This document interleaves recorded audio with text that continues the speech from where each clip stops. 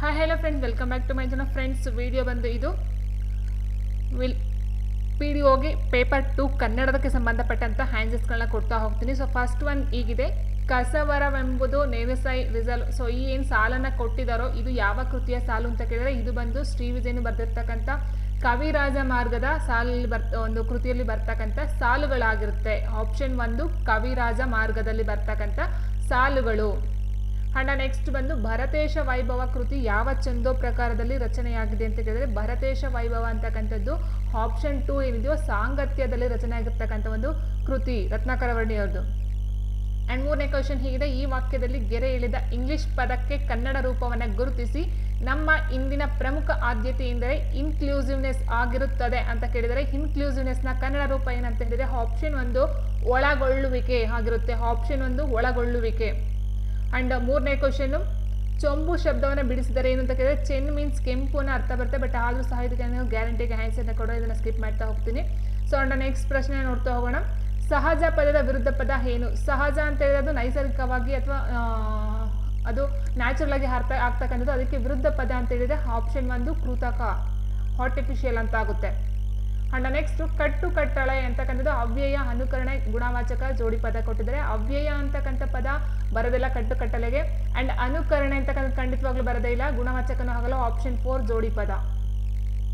ಮುಂದಿನ ಪ್ರಶ್ನೆ ಹೀಗಿದೆ: ಪುರಾತತ್ವ ಇಲಾಖೆಯು ಹಣದ ಮುಗ್ಗಟ್ಟಿನಿಂದ ಸಂಕುಚಿತವಾಯಿತು. ಗೆರೆ ಎಳೆದ ಪದದ ಸರಿಯಾದ ರೂಪ ಯಾವುದು ಅಂತ ಕೇಳಿದರೆ ಮುಗ್ಗಟ್ಟು ಮೀನ್ಸ್ ಆಪ್ಷನ್ 3 ಗಾಗೆ ಒತ್ತಕ್ಷರ ಬರಬೇಕು, ಮುಗ್ಗಟ್ಟು.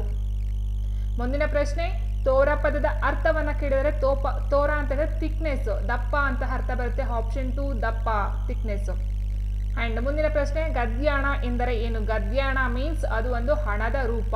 ಆಪ್ಷನ್ 1 ಹಣದ ರೂಪವನ್ನು ಗದ್ಯಾಣ ಅಂತ ಹೇಳ್ತಾರೆ. ಅಂಡ್ ನೆಕ್ಸ್ಟ್ ನೇಸರು, ಇದೊಂದು ಎಂತಹ ಪದ? ಸಂಸ್ಕೃತ ಪದ ಅಂದ್ರೆ ಸೂರ್ಯ ಬಂದು ಸಂಸ್ಕೃತ ಪದ ಬರುತ್ತೆ. ಅಂಡ್ ದೇಸಿ ಪದ, ಇಲ್ಲಿ ಸೊ ಪ್ರಾಕೃತ ಬರಲ್ಲ, ಪಾಲಿ ಬರಲ್ಲ, ದೇಸಿ ಪದ ಕನ್ನಡ ಪದ. ನೇಸರು ಅಂತಕ್ಕಂಥದ್ದು ಕನ್ನಡ ಪದ ಆಗಿರ್ತಕ್ಕಂಥದ್ದು, ಸೊ ದೇಸಿ ಪದ ಅಂತ ಹೇಳಬಹುದಾಗಿರುತ್ತೆ. ಅಂಡ್ ನೆಕ್ಸ್ಟ್ ಸ್ಥಾನ ಪಲ್ಲಟಗೊಂಡಿರೋ ಪದಗಳನ್ನು ಅರ್ಥಬದ್ಧವಾಗಿ ಜೋಡಿಸಿ ಅಂತ ಕೊಟ್ಟಿದ್ದಾರೆ. ಸೊ ಇಲ್ಲಿ ನಾವು ನೋಡ್ತಾ ಹೋದಾಗೆ ಆನ್ಸರ್ ಯಾವುದು ಅಂತ ಹೇಳಿದ್ರೆ, ಸೊ ನೋಡಿ ಇಲ್ಲಿ ಕೊಟ್ಟಿರ್ತಕ್ಕಂಥ ಆಪ್ಷನ್ ನೋಡ್ತಾ ಹೋದ್ರೆ 6 ನೋಡಿ. ಫಸ್ಟ್ ಮಧ್ಯ ಮತ್ತು ಉತ್ತರ ಏನಿದೆಯೋ ಆಪ್ಷನ್ 4 ಮಧ್ಯ ಮತ್ತು ಉತ್ತರ. ದ್ರಾವಿಡ ಭಾಷೆಗಳು ವ್ಯಾವಹಾರಿಕ. ಸೊ ಭಾಷೆಯಾಗಿ ಚಾಲ್ತಿಯಲ್ಲಿವೆ. ಲಾಸ್ಟಲ್ಲಿ ಎಲ್ಲರಿಗೂ ಎಸ್ ಅಂತಕ್ಕಂಥದ್ದು ಬರುತ್ತೆ. ಕೆಲವು ಭಾಷೆ ಎಸ್ ಇದು ಬರುತ್ತೆ ನೋಡಿ. ಭಾಷೆ ಮಧ್ಯ ಮತ್ತು ಉತ್ತರ ದ್ರಾವಿಡ ಭಾಷೆಗಳು ವ್ಯಾವಹಾರಿಕ. ಭಾರತದ ವಿವಿಧ ಪ್ರದೇಶಗಳಲ್ಲೂ ಕೆಲವು ಭಾಷೆಯಾಗಿ ಚಾಲ್ತಿಯಲ್ಲಿವೆ. ಆಪ್ಷನ್ 4 ಆಗಿರ್ತಕ್ಕಂಥದ್ದು. ಅಂಡ್ ಮುಂದಿನ ಪ್ರಶ್ನೆ 12 ಹೀಗಿದೆ: ಡುಂಡುಚಿ ಪದದ ಅರ್ಥ ಏನು ಕೇಳಿದ್ರೆ ಡುಂಡುಚಿ ಅಂದ್ರೆ ಒಂದು ವಾದ್ಯ ಅಂತ ಹೇಳ್ಬಹುದು. ಆಪ್ಷನ್ 1 ವಾದ್ಯಕ್ಕೆ ಸಂಬಂಧಪಟ್ಟಂತೆ ಬರುತ್ತೆ ಅದು ಡುಂಡುಚಿ ಅಂತ ಹೇಳಿದ್ರೆ. ಚಕ್ಕುಬಂದಿ ಪದದ ಮೂಲ ರೂಪ ಯಾವುದು ಅಂತ ಕೇಳಿದ್ರೆ ಚಕ್ಕುಬಂದಿ ಸಂಸ್ಕೃತ ಬರಲ್ಲ, ಇಂಗ್ಲಿಷ್ ಬರಲ್ಲ, ಕನ್ನಡ ಬರಲ್ಲ, ಪಾರ್ಸಿ ಅಥವಾ ಹಿಂದೂಸ್ತಾನಿ ಪದ ಅಂತ ಹೇಳ್ಬೋದು. ಪಾರ್ಸಿ ಭಾಷೆಯಲ್ಲಿ ಬರ್ತಕ್ಕಂಥದ್ದು. ಅಂಡ್ ಮುಂದಿನ ಪ್ರಶ್ನೆ ಹೀಗಿದೆ: ಧಾತುವಿಗೆ ಲಿಂಗ, ವಚನ, ಪುರುಷವಾಚಕಗಳನ್ನು ಸೇರಿಸುವ ಪ್ರತ್ಯಯ ಯಾವುದು ಅಂತ ಹೇಳಿದ್ರೆ ಅಖ್ಯಾತ ಪ್ರತ್ಯಯಗಳು. ಸೊ ನಿಮ್ಗೆ ಗೊತ್ತಿರ್ಬೋದು ಸರ್ವನಾಮಗಳಲ್ಲಿ ಬರುತ್ತೆ ಅಖ್ಯಾತ ಪ್ರತ್ಯಯ. ಪ್ರಥಮ, ದ್ವಿತೀಯ ಮತ್ತೆ ಉತ್ತಮ ಈ ತರ ಬರುತ್ತೆ. ಸೊ ಉತ್ತಮ, ಪ್ರಥಮ, ಮಧ್ಯಮ ಬರುತ್ತಲ್ಲ, ಸೊ ಅಲ್ಲಿ ಅಖ್ಯಾತ ಪ್ರತ್ಯಯಗಳು ಬರ್ತಕ್ಕಂಥದ್ದು. ಆ ಒಂದು ಜಾಗದಲ್ಲಿ ಧಾತುಗೆ ಲಿಂಗ, ವಚನ ಮತ್ತೆ ಪುರುಷವಾಚಕಗಳು ಕಂಡು ಬರ್ತಕ್ಕಂಥದ್ದು ಆಗಿರುತ್ತೆ. ಆಪ್ಷನ್ 3 ಅಖ್ಯಾತ ಪ್ರತ್ಯಯಗಳು. ನೆಕ್ಸ್ಟ್ ಮುಂದಿನ ಪ್ರಶ್ನೆ ಹೀಗಿದೆ: ಕೋರಿಕೆ, ಹಾರೈಕೆ ಈ ಪದಗಳು ಯಾವ ಕ್ರಿಯಾಪದಗಳ ಗುಂಪಿಗೆ ಸೇರುತ್ತವೆ? ಕೋರಿಕೆ, ಹಾರೈಕೆ ಬರ್ತಕ್ಕಂಥ ನಮಗೆ ಎಲ್ಲಿ ಕಂಡು ಬರುತ್ತೆ ಅಂತ ಹೇಳಿದ್ರೆ ಆಪ್ಷನ್ 3 ವಿದ್ಯಾರ್ಥಗಳಲ್ಲಿ ಕಂಡು ಬರ್ತಕ್ಕಂಥದ್ದು. ಮಾಡಲಿ, ತಿನ್ನಲಿ, ಮಾಡಿರಿ, ತಿನ್ನಿರಿ, ಹೌದಲ್ವಾ? ಸೊ ಈ ತರ ಬರ್ತಕ್ಕಂಥದ್ದಾಗಿರುತ್ತೆ. ಪರಿಮಾಣವಾಚಕಕ್ಕೆ ಉದಾಹರಣೆ ಅಂದರೆ ಪರಿಮಾಣ ಅಂದ್ರೆ ಅಳತೆಗಳನ್ನ ಹೇಳ್ತಕ್ಕಂಥದ್ದು. ಅಳತೆ ಅಂತ ಹೇಳಿದಾಗ ಅಷ್ಟು ಇಷ್ಟು, ಹೌದಲ್ವಾ? ಆಪ್ಷನ್ 4 ಅಷ್ಟು ಇಷ್ಟು ಬಂದು ಪರಿಮಾಣ ಬರುತ್ತೆ. ಅಂತಹ ಇಂತಹ ಅಂತ ಹೇಳಿದಾಗ ಪ್ರಕಾರವಾಚಕಕ್ಕೆ ಬರ್ತಕ್ಕಂಥ ಅಂತಹ ಇಂತಹ 1 6 ಬಂದು ಸಂಖ್ಯಾವಾಚಕ ಆಗುತ್ತೆ. ಕೆಂಪು ಬಿಳುಪು ಬಂದು ಗುಣವಾಚಕ ಆಗ್ತಕ್ಕಂಥದ್ದು. ನೆಕ್ಸ್ಟ್ ಛದ್ಮ, ಇದರ ಸಮಾನಾರ್ಥಕ ಪದವನ್ನು ಕೇಳಿದ್ರೆ ಛದ್ಮಾವೇಶ ಅಂತ ಹೇಳ್ತೀವಿ, ವೇಷಾಂತರ ಅಂತಕ್ಕಂಥದ್ದು. ಸೊ ನೋಡೋಣ ಇಲ್ಲಿ ಛದ್ಮಾವೇಶಕ್ಕೆ ವೇಷಾಂತರ ಕೊಡ್ತಾರ ಅಥವಾ ರಹಸ್ಯ ಅಂತ ಕೊಡ್ತಾರ, ಇದಕ್ಕೆ ಇವೆರಡರಲ್ಲಿ ಯಾವುದು ಅಂತ ಗೊತ್ತಿಲ್ಲ. ಸೊ ಇಲ್ಲಿ ಛದ್ಮ ಅಂತ ಹೇಳಿದ್ರೆ ವೇಷಾಂತರ ಅಥವಾ ರಹಸ್ಯ ಇವೆರಡರಲ್ಲಿ ಒಂದು ಆನ್ಸರ್ ಬರಬಹುದು. ಸೊ ಹಾಗಾಗಿ ನಾನು ಅದನ್ನು ಸ್ಕಿಪ್ ಮಾಡ್ತಾ ಹೋಗ್ತೀನಿ. ಅಂಡ್ ನೆಕ್ಸ್ಟ್ ಮೋಕ್ಷ, ಇದರ ಸಮಾನಾರ್ಥಕ ಪದಗಳು ಅಂತ ಕೇಳಿದ್ರೆ ಮೋಕ್ಷ ಅಂತ ಹೇಳಿದ್ರೆ ಕೈವಲ್ಯ, ನಿರ್ವಾಣ ಅಂತಕ್ಕಂಥದ್ದಾಗಿರುತ್ತೆ. Option 1 Kaivalya, Nirvana. And next ಮುಂದಿನ ಪ್ರಶ್ನೆ 19ನೇ ಪ್ರಶ್ನೆ ಹೀಗಿದೆ: ವೃದ್ಧಿ ಇದರ ವಿರುದ್ಧ ಪದ. ವೃದ್ಧಿ ಅಂದರೆ ಉಲ್ಬಣಿಸ್ತಕ್ಕಂಥದ್ದು. ಕ್ಷಯ ಅಂದರೆ ಇಟ್ ಮೀನ್ಸ್ ಡಿಕ್ರೀಸ್ ಅಂತ ಹೇಳ್ತೀವಿ ಇಂಗ್ಲೀಷಲ್ಲಿ. ಡಿಕ್ರೀಸ್ ಅಂದರೆ ಕೆಳಗಡೆ ಬರ್ತಕ್ಕಂಥದ್ದು. ವೃದ್ಧಿ ಅಂದರೆ ಜಾಸ್ತಿ ಆಗ್ತಕ್ಕಂಥದ್ದು. ಆ್ಯಂಡ್ ನೆಕ್ಸ್ಟ್ ಮುಂದಿನ ಪ್ರಶ್ನೆ ಹೀಗಿದೆ, ಅಲ್ಲಿ ಪ್ರತ್ಯಯದಿಂದ ಗೆ ಪ್ರತ್ಯಯಕ್ಕೆ ಪಲ್ಲಟಿಸಿದರು ಅರ್ಥ ಕೆಡದ ವಾಕ್ಯವನ್ನು ಗುರುತಿಸಿ ಅಂತ ಕೊಟ್ಟಿದ್ದಾರೆ. ಸೊ ಇಲ್ಲಿ ಅವಳಲ್ಲಿ ಸಾಮರ್ಥ್ಯವಿಲ್ಲ ಅಂತ ಕೊಟ್ಟಿದ್ದಾರೆ ನೋಡಿ. ಅವಳಲ್ಲಿ ಸಾಮರ್ಥ್ಯವಿಲ್ಲ, ಅವಳಿಗೆ ಸಾಮರ್ಥ್ಯವಿಲ್ಲ, ಎರಡು ಸಹ ಸೇಮ್ ಅರ್ಥವನ್ನು ಕೊಡುತ್ತೆ, ಹಾಗೆ ಸರಿ ಹೋಗುತ್ತೆ. ಮರಗೆ ಹಣ್ಣುಗಳಿವೆ ಬರೋದಿಲ್ಲ, ಕಾಡಿಗೆ ತೊರೆ ಹರಿಯಿತು ಆಗೋದಿಲ್ಲ. ನಾಡು ನುಡಿಗೆ ಅಭಿಮಾನ ಇರಬೇಕು ಅಂತಕ್ಕಂಥದ್ದಲ್ಲ, ನಾಡು ನುಡಿಗೆ ಅಭಿಮಾನ ಬರೋದಿಲ್ಲ ಅಲ್ಲಿ. ಸೊ ಹಾಗೆ ಆನ್ಸರ್ ಆಪ್ಷನ್ 1 ಅವಳಲ್ಲಿ ಸಾಮರ್ಥ್ಯವಿಲ್ಲ ಅಥವಾ ಅವಳಿಗೆ ಸಾಮರ್ಥ್ಯವಿಲ್ಲ ಸರಿಯಾಗಿರ್ತಕ್ಕಂಥದ್ದು. ಆ್ಯಂಡ್ ಮುಂದಿನ ಪ್ರಶ್ನೆ ಹೀಗಿದೆ, ಪಲ್ಲಟಗೊಂಡಿರುವ ಈ ಕೆಳಗಿನ ಸಾಲುಗಳನ್ನು ಕ್ರಮಾನುಸಾರವಾಗಿ ಅರ್ಥದಲ್ಲಿ ಜೋಡಿಸಿ ಅಂತ ಕೊಟ್ಟಿದ್ದಾರೆ. ಸೊ ನೋಡಿ ಫ್ರೆಂಡ್ಸ್, ಇಲ್ಲಿ ಕೊಟ್ಟಿರ್ತಕ್ಕಂಥ ಆಪ್ಷನ್ಗಳನ್ನು ನೋಡ್ತಾ ಹೋದಾಗ ನೋಡಿ, ಇಲ್ಲಿ ಫಸ್ಟ್ ನಮ್ಮ ದೇಶ ಈಗ ಒಂದು ವಿಶೇಷವಾದ ಯುಗ ಪರಿವರ್ತನೆ ಪ್ರವಾಹದಲ್ಲಿ ಸಿಕ್ಕಿದೆ, ಅದಕ್ಕಿಂತ ಹೆಚ್ಚಾಗಿ ಎಷ್ಟು ಸಿಕ್ಕಿದೆ, ನಮ್ಮ ಈ ಪ್ರವಾಹ ಬರಬರುತ್ತಾ ಸ್ವಲ್ಪ ಸ್ಪಷ್ಟವಾಗುತ್ತಿದೆ. ಸೊ ಇಲ್ಲಿ ಕ್ಯೂ ಆದಮೇಲೆ ಪಿ ಬರಬೇಕು. ಕ್ಯೂ ಆದಮೇಲೆ ಪಿ ಎಲ್ಲಿದೆ, ಎರಡರಿದೆ, ಇದು ಮತ್ತೆ ಇದರಲ್ಲಿದೆ. ಓಕೆ, ಕ್ಯೂ ಆದಮೇಲೆ ಪಿ ಬರಬೇಕು, ಕ್ಯೂ ಆದಮೇಲೆ ಪಿ. ಅದಾದ ನಂತರ ನೋಡ್ತಾ ಹೋಗಿ, ನಮ್ಮ ದೇಶಕ್ಕೆ ಎಂದು ಬಂದವೋ, ಏನು ಬಂದೋ, ಇಂಗ್ಲಿಷ್ ವಿದ್ಯಾಭ್ಯಾಸ ಮತ್ತು ಪಾಶ್ಚಾತ್ಯ ತಂತ್ರಜ್ಞಾನ ನಮ್ಮ ದೇಶಕ್ಕೆ ಎಂದು ಬಂದವೋ ಅಂದಿನಿಂದಲೇ ಈ ಪರಿವರ್ತನೆ ಪ್ರಾರಂಭವಾಗಿದೆ. ಅಂದರೆ ಹೆಸ್ಸಾದ್ಮೇಲೆ ಆರ್ ಬರಬೇಕು. ಸೊ ಹೆಸ್ಸಾದ್ಮೇಲೆ ಆರ್ ಎಲ್ಲಿದೆ, ಕ್ಯೂ ಆದ್ಮೇಲೆ ಪಿ ಎಲ್ಲಿದೆ, ಆಪ್ಷನ್ ಎಲ್ಲಿದೆ ನೋಡ್ತಾ ಹೋಗಿ, ಆಪ್ಷನ್. ಸೊ ನೋಡಿ ಇಲ್ಲಿದೆ, ಇಲ್ಲ ನೋಡ್ತಾ ಹೋದಾಗೆ, ಸೊ ನೋಡಿ ಆಪ್ಷನ್ 3 ಅಥವಾ ಆಪ್ಷನ್ 1 ನೋಡ್ತಾ ಹೋದಾಗೆ ಏನಾಗುತ್ತೆ ಆನ್ಸರ್ ಇಲ್ಲಿ, ಇಂಗ್ಲಿಷ್ ವಿದ್ಯಾಭ್ಯಾಸ ಮತ್ತು ಪಾಶ್ಚಾತ್ಯ ತಂತ್ರಜ್ಞಾನ ನಮ್ಮ ದೇಶಕ್ಕೆ ಎಂದು ಬಂದವ ಅಂದಿನಿಂದಲೇ ಈ ಪರಿವರ್ತನೆ ಪ್ರಾರಂಭವಾಗಿದೆ. ಸೊ ಎಸ್ ಆದಮೇಲೆ ಆರ್ ಅಂತಕ್ಕಂಥದ್ದು ಎಲ್ಲಿದೆ, ಇಲ್ಲಿದೆ.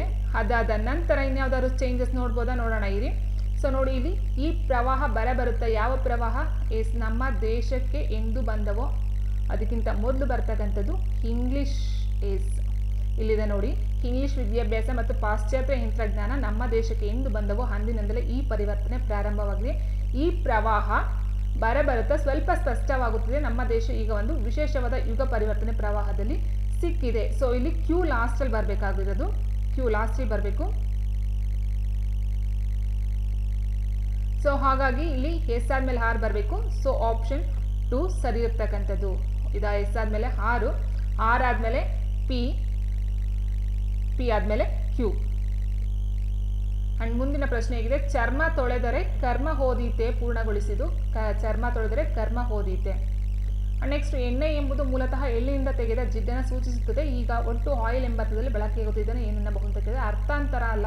ಅರ್ಥಾಂತರ ಅಂತ ಹೇಳಿದ್ರೆ ಒಂದು ಅರ್ಥಕ್ಕೆ ಬೇರೆ ಒಂದು ಅರ್ಥವನ್ನು ಕೊಡ್ತಕ್ಕಂಥದ್ದು ಅರ್ಥಾಂತರ ಆಗುತ್ತೆ.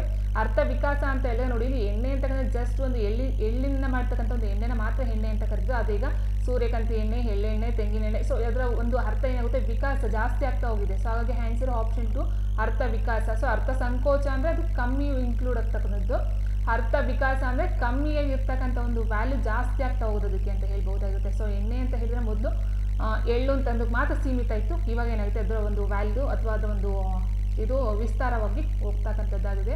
ಹಾಗಾಗಿ ಅದನ್ನು ಅರ್ಥ ವಿಕಾಸ ಅಂತ ಹೇಳ್ತೀವಿ. ಆ್ಯಂಡ್ ನೆಕ್ಸ್ಟ್, ಭಾವುಕತೆ, ಪ್ರಕೃತಿ ಪ್ರೇಮ ಹಾಗೂ ಆದರ್ಶಗಳನ್ನು ಒಳಗೊಂಡ ಸಾಹಿತ್ಯ ಘಟ್ಟ ಯಾವುದು ಅಂತ ಹೇಳಿದ್ರೆ ಆಪ್ಷನ್ 1 ನವೋದಯದಲ್ಲಿ ಬರ್ತಕ್ಕಂಥದ್ದಾಗಿರುತ್ತೆ, ಆಪ್ಷನ್ 1. ಆ್ಯಂಡ್ ನೆಕ್ಸ್ಟ್, ದ್ರಾವಿಡ ಭಾಷೆಗಳ ತೌಲನಿಕ ವ್ಯಾಕರಣ, a comparative grammar of Dravidian or southern family of languages ಕೃತಿಯ ಕರ್ತೃ ಯಾರು ಅಂತ ಹೇಳಿದ್ರೆ ಆಪ್ಷನ್ 2 ರಾಬರ್ಟ್ ಕಾಲ್ಡ್ವೆಲ್ ಅಂತಕ್ಕಂಥವ್ರು ಹಾಗಿರ್ತಾರೆ. ಆ್ಯಂಡ್ ನೆಕ್ಸ್ಟ್ 26ನೇ ಪ್ರಶ್ನೆ ಹೀಗಿದೆ, ಉಪೋದ್ಘಾತ ಅಂತಕ್ಕಂಥದ್ದು ಯಾವ ಒಂದು ಸರಿಯಾದ ರೂಪ ಅಂತ ನೋಡ್ತಾ ಹೋದರೆ, ಸೊ ಇಲ್ಲಿ ಕೊಟ್ಟಿದ್ದಾರೆ ಪೋಗೆ ಒಂದು ಮಹಾಕ್ಷರ ದೀರ್ಘಾಕ್ಷರ ಬರಬೇಕು. ಸೊ ದೀರ್ಘ ಬಂತು. ಆ್ಯಂಡ್ ಘ ಅಂತಕ್ಕಂಥದ್ದು ಏನು ಕೊಟ್ಟರು ಒತ್ತಕ್ಷರ, ಅದು ಬಂದು ಮಹಾಪ್ರಾಣಾಕ್ಷರ ಆಗಿರ್ತಕ್ಕಂಥದ್ದು, ಆಪ್ಷನ್ 2 ಉಪೋದ್ಘಾತ. ಮುಂದಿನ ಪ್ರಶ್ನೆ, ಈ ಕೆಳಗಿನ ವಾಕ್ಯವನ್ನು ಕ್ರಮಬದ್ಧವಾಗಿ ಜೋಡಿಸಿ ಅಂತ ಕೊಟ್ಟಿದ್ದಾರೆ. ಸೊ ನೋಡಿ, ಇಲ್ಲಿ ಸಾವಿರಾರು ಜನ ಬಂದು ಸೇರಿದರು, ಜನ ಗಾಬರಿಯಾದರು, ಸಂಗೀತ ಕಾರ್ಯಕ್ರಮಕ್ಕೆಲ್ಲ ಸಿದ್ಧತೆಗಳದವು, ನಂತರ ರಾಜ ಬೈರಾಗಿಯ ಷರತ್ತನ್ನು ತಿಳಿಸಿದ ಅಂತ ಕೊಟ್ಟಿದ್ದಾರೆ. ಸಂಗೀತ ಕಾರ್ಯಕ್ರಮಕ್ಕೆ ಎಲ್ಲ ಸಿದ್ಧತೆಗಳಾದವು, ನಂತರ ರಾಜ ಬೈರಾಗಿಯು ಷರತ್ತನ್ನು ತಿಳಿಸಿದ, ಜನ ಗಾಬರಿಯಾದರು. ಸೊ ಓಕೆ, ಇಲ್ಲಿ ಎಸ್ ಆದ್ಮೇಲೆ ಕ್ಯೂ ಬರಬೇಕು, ಯಾಕಂದರೆ ಅವ್ರೇನು ಷರತ್ತನ್ನು ಕೊಡ್ತಾರೋ ಅದಾದ ನಂತರ ಜನ ಗಾಬರಿ ಆಗ್ತಕ್ಕಂಥ ಎಸ್ ಆದ್ಮೇಲೆ ಕ್ಯೂ ಬರಬೇಕು. ಸೊ ಎಸ್ ಆದ್ಮೇಲೆ ಕ್ಯೂ ಇಲ್ಲಿದೆ ನೋಡಿ ಆಪ್ಷನ್ನು, ನೋಡೋಣ ಏನಿದೆ ಅಂತ. ಸಂಗೀತ ಕಾರ್ಯಕ್ರಮಕ್ಕೆ ಎಲ್ಲ ಸಿದ್ಧತೆಗಳಾದವು, ಸಾವಿರಾರು ಜನ ಬಂದು ಸೇರಿದರು, ನಂತರ ರಾಜ ಬೈರಾಗಿಯು ಷರತ್ತನ್ನು ತಿಳಿಸಿದ, ಜನ ಗಾಬರಿಯಾದರು, ಆಪ್ಷನ್ 1 ಸರಿಯಾಗಿದೆ. ಅಂಡ್ ನೆಕ್ಸ್ಟ್ ಬಂದು ಸರಸೀರುಹ ವೈರಿ ಪದದ ಶಬ್ದದ ಅರ್ಥ ಕೇಳಿದರೆ. ಸೊ ಫಸ್ಟ್ ನೀವು ಶರಸೀರುಹ ಅಂತ ಅಂದ್ರೆ ಏನು ಅಂತ ತಿಳ್ಕೊಳ್ಬೇಕಾಗುತ್ತೆ. ಸರಸೀರುಹ ಅಂದರೆ ಕಮಲ ಅಥವಾ ತಾವರೆ ಅಂತ ಅರ್ಥ ಬರುತ್ತೆ. ವೈರಿ ಅಂತ ಹೇಳಿದ್ರೆ ಅದಕ್ಕೆ ಆನ್ಸರು ಆಪ್ಷನ್ 4 ಚಂದ್ರ ಬರ್ತಾನೆ. ವೈರಿ ಅಂತ ಹೇಳಿದ್ರೆ ಚಂದ್ರ, ಯಾಕೆಂತೇಳಿದ್ರೆ ತಾವರೆ ಬೆಳಗಿನ ಹಗಲತ್ತಲ್ಲಿ ಮಿನುಗ್ತಕ್ಕಂಥದ್ದು, ಸೂರ್ಯ ಇರತಕ್ಕಂಥದ್ದು. ಸೊ ರಾತ್ರಿ ಅಂತ ಹೇಳಿದ್ರೆ ಅದು ವೈರಿ ಚಂದ್ರ ಬರ್ತಕ್ಕಂಥ ನೈಟ್ ಅಲ್ವಾ. ಸೊ ಹಾಗೆ ಸರಸಿರೋಹ ವೈರಿ ಅಂತ ಚಂದ್ರ ಅಂತ ಅರ್ಥ ಬರುತ್ತೆ. ಆ್ಯಂಡ್ ನೆಕ್ಸ್ಟು ಕಾನೇಶುಮಾರಿ ಎಂದರೆ ಏನು? ಕಾನೇಶುಮಾರಿ ಅಂದರೆ ಏನು ಅಂತ ಹೇಳಿದ್ರೆ ಆಪ್ಷನ್ 2 ಏನಿದೆಯೋ ದನ ಕರು ಮನೆ ಜನಗಣತಿ. ಆಪ್ಷನ್ 2 ದನ ಕರು ಮನೆ ಜನಗಣತಿಯನ್ನು ಮಾಡ್ತಕ್ಕಂಥದ್ದು ಕಾನೇಶುಮಾರಿ ಆಗಿರುತ್ತೆ. ಕನ್ನಡ ಇಂಗ್ಲಿಷ್ ನಿಘಂಟಿನ ಕೆಲಸಕ್ಕೆ 1894ರಲ್ಲಿ ಜರ್ಮನಿಯ ಟುಬಿಂಗನ್ ವಿಶ್ವವಿದ್ಯಾನಿಲಯದಿಂದ ಡಾಕ್ಟರೇಟ್ ಪದವಿಯನ್ನು ಪಡೆದವರು ಯಾರಂತ ಹೇಳಿದ್ರೆ ಆಪ್ಷನ್ 2 ಫರ್ಡಿನೆಂಟ್ ಕಿಟಲ್ರವರಾಗಿರ್ತಾರೆ. ಆ್ಯಂಡ್ ನೆಕ್ಸ್ಟ್ ಬುರ್ನಾಸು ಎಂದರೆ ಏನು? ಬುರ್ನಾಸು ಎಂದರೆ ಪದದ ಅರ್ಥವನ್ನು ಕೇಳಿದರೆ ಇಲ್ಲಿ ಬುರ್ನಾಸು ಅಂತ ಹೇಳಿದರೆ ಕಳಪೆ. ಆಪ್ಷನ್ 3 ಕಳಪೆ. ಆ್ಯಂಡ್ ನೆಕ್ಸ್ಟ್ ಶಂಭೂಕ ಕುವೆಂಪು ಸೃಷ್ಟಿಸಿದ ಯಾವ ನಾಟಕದ ಪಾತ್ರ ಅಂತ ಕೇಳಿದ್ರೆ ಶಂಭೂಕ ಬರ್ತಕ್ಕಂಥದ್ದು ಕುವೆಂಪುರವರ ನಾಟಕದಲ್ಲಿ, ಅದು ಅಂತ ಹೇಳಿದ್ರೆ ಆಪ್ಷನ್ 2 ಶೂದ್ರ ತಪಸ್ವಿ. ಆ್ಯಂಡ್ ಮುಂದಿನ ಪ್ರಶ್ನೆ ಹೀಗಿದೆ, ನೆಕ್ಸ್ಟ್ ಬಿಣಮಣಿ ಅಂತುಬೋಗಿಣ. ಸೊ ಏನು ಇದು ಒಂದು ಸಾಲುಗಳಿದೆಯೋ ಇದು ಯಾವೊಂದು ಶಾಸನದ ಆರಂಭದ ಸಾಲು ಅಂತ ಕೇಳಿದರೆ ಇದು ಬಂದು ಆಪ್ಷನ್ 2 ತಮಟಗಲ್ಲು ಶಾಸನದಲ್ಲಿ ಕಂಡು ಬರ್ತಕ್ಕಂಥದ್ದು. ಮುಂದಿನ ಪ್ರಶ್ನೆ, ನೀನು ಬಿಡು ಮಹಾನ್ ಬೃಹಸ್ಪತಿ ಎಂಬ ವಾಕ್ಯದಲ್ಲಿ ಬೃಹಸ್ಪತಿ ಪದಕ್ಕಿರುವ ಅರ್ಥ ಏನು ಅಂತಂದರೆ ಉತ್ತಮಾರ್ಥ, ವಾಚ್ಯಾರ್ಥ, ವ್ಯಂಗ್ಯಾರ್ಥ, ಮೇಲೆ ಯಾವುದು ಅಲ್ಲ ಅಂತಂದರೆ ವಾಚ್ಯಾರ್ಥ ಬರೋದಿಲ್ಲ, ಉತ್ತಮಾರ್ಥನೂ ಬರಲ್ಲ. ಬೃಹಸ್ಪತಿ ಅಂತ ಹೇಳಿದ್ರೆ ಅಲ್ಲಿ ಅವ್ರನ್ನ ವ್ಯಂಗ್ಯ ಮಾಡ್ತಕ್ಕಂಥದ್ದು, ಹಾಡ್ಕೊಳ್ತಕ್ಕಂಥ ಅರ್ಥ ಬರುತ್ತೆ. ಆಪ್ಷನ್ 3 ವ್ಯಂಗ್ಯಾರ್ಥ. ಆ್ಯಂಡ್ ನೆಕ್ಸ್ಟ್ ಲಾಸ್ಟ್ ಕ್ವೆಶನ್, ಗೆರೆ ಹಿಡಿದ ಪದ ಸರಿಯಾದ ರೂಪವನ್ನು ಗುರುತಿಸಿ. ರವೀಂದ್ರನಾಥ್ ಟ್ಯಾಗೋರರ ಸಾಹಿತ್ಯ ಉತ್ಕೃಷ್ಟವಾದದ್ದು. ಉತ್ಕೃಷ್ಟ ಅಂತ ಹೇಳಿದ್ರೆ ಇಲ್ಲಿ ಕೊಂಬು ಬರೋಂಗಿಲ್ಲ. ಸೊ ಉತ್ಕೃಷ್ಟ ಅಂತ ಹೇಳಿದ್ರೆ ಆಪ್ಷನ್ 2 ಉತ್ಕೃಷ್ಟ, ಇದು ಆಗಿರ್ತಕ್ಕಂಥದ್ದು ಆಗಿರುತ್ತೆ. ಸೊ ಇಷ್ಟು ಬಂದು ಕನ್ನಡಕ್ಕೆ ಸಂಬಂಧಪಟ್ಟಂಥ ಆನ್ಸರ್ಸ್ಗಳಾಗಿರುತ್ತೆ. ಸೊ ಇಲ್ಲಿ ತಪ್ಪು ಅಂತ ಅನಿಸುತ್ತೋ ಅಲ್ಲಿ ನಾನು ಸ್ಕಿಪ್ಪನ್ನು ಮಾಡಿದ್ದೀನಿ, 2-3 ಕ್ವಶನ್ ಸ್ಕಿಪ್ ಮಾಡಿದ್ದೀನಿ, ಅದು ಆನ್ಸರು ಡೌಟ್ ಇರೋದ್ರಿಂದ. ಸೊ ಮಿಕ್ಕಿಂತ ಆನ್ಸರ್ಗಳೆಲ್ಲ ಸರಿಯಾಗಿರ್ತಕ್ಕಂಥದ್ದು ಆಗಿರುತ್ತೆ. ಸೊ ಇಷ್ಟು ಬಂದು ಕನ್ನಡಕ್ಕೆ ಸಂಬಂಧಪಟ್ಟಂಥ ಒಂದು PDO ಪೇಪರ್ ಆಗಿರುತ್ತೆ. ಸೊ ಇದು ಬಂದು ಎಸ್ ಸೀರೀಸ್ಗೆ ಸಂಬಂಧಪಟ್ಟಂಥ ಒಂದು ಪೇಪರ್.